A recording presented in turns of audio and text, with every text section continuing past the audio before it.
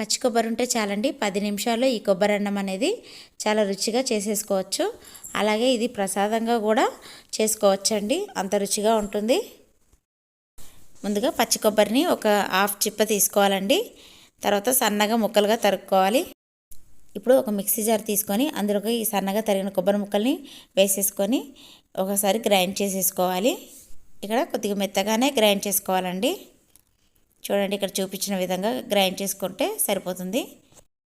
ఒక glass rice తీసుకున్నాను. ఈ రైస్ని శుభ్రంగా 2 సార్లు కడిగేసి కొద్దిగా వాటర్ అనేది వేసుకొని పక్కన పెట్టేసుకోవాలి.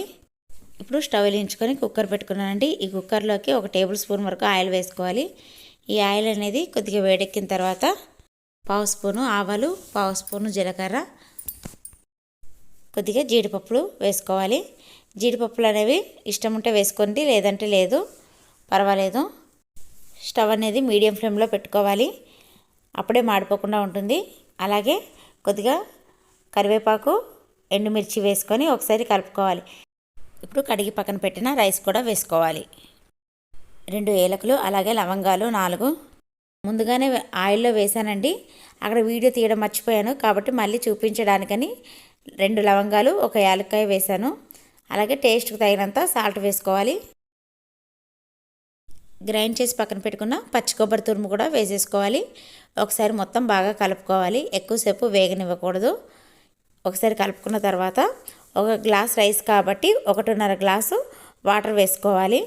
అదే నార్మల్గా వండితే మాత్రం 1 గ్లాస్ రైస్కి 2 గ్లాసుల వాటర్ వేసుకోవాలి. ఇక్కడ మొత్తం రైస్ అనేది నేను కలిపేసాను కాబట్టి ఇప్పుడు 1.5 గ్లాసు వాటర్ వేసేసుకొని కుక్కరు మూత పెట్టేసుకొని 4 విజిల్స్ వచ్చేంత వరకు ఉడికించుకోవాలి. వాటర్ వేసిన తర్వాత ఒకసారి కలుపుకోవాలండి, ఇక్కడ చూపించలేదు. ఇప్పుడు దీనిపైన కుక్కర్ మూత పెట్టేసుకొని ఒక 3 లేదా 4 విజిల్స్ వచ్చేంత వరకు ఉడికించుకోవాలి. ఈ రైస్ అనేది ప్రసాదంగా బాగుంటుందండి. కుక్కరు 4 విజిల్స్ వచ్చేసాయండి, అందుకని స్టవ్ ఆఫ్ చేసేసుకొని ఆవిరిపోయేంత వరకు పక్కన పెట్టేసుకోవాలి. కుక్కరు ఆవిరిపోయిందండి, అందుకని నేను మూత తీస్తున్నాను ఇక్కడ. ఇప్పుడు కొబ్బరి అన్నం తయారైపోయిందండి.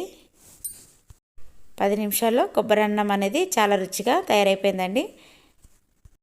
కర్రీ ఏమి లేకుండా ఇలా అయినా తినేసేయచ్చండి, పిల్లలు కూడా చాలా ఇష్టంగా తింటారు ఈ రైస్ని. చూడండి, కుక్కర్లో కాబట్టి 1 గ్లాసు రైస్కి 1.5 గ్లాస్ వాటర్ అనేది సరిపోయింది. అదే నార్మల్గా గిన్నెలో వండుకుంటే మాత్రం 2 గ్లాసుల వాటర్ వేసుకోవాలి. చాలా పొడి పొడిగా టేస్టీగా కొబ్బరి అన్నం రెడీ అయిపోయింది. ఈ వీడియో మీకు నచ్చినట్లయితే లైక్ చేయండి, షేర్ చేయండి, సబ్స్క్రైబ్ చేయండి. పక్కనే ఉన్న బెల్ ఐకాన్ బటన్ ప్రెస్ చేయండి. ఇంకా మరిన్ని వీడియోలతో మేము ముందుకు వస్తాను.